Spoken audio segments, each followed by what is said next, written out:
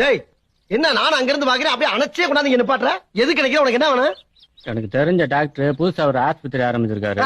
வந்து ஒரு ஊசியை போட்டு போங்க. ஊசியை போட்டு போவா? நான் எதுக்கு ஊசி போடணும்?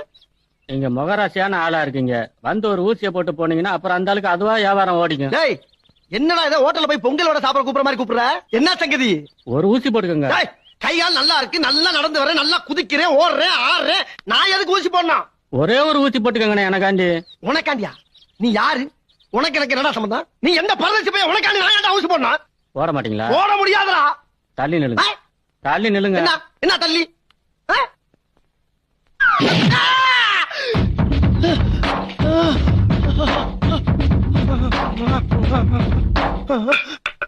முதல்ல வந்திருந்தீங்கன்னா ஒரு ஊசியோட போயிருக்கோம். இப்ப 16 தையல் போடணும்ல.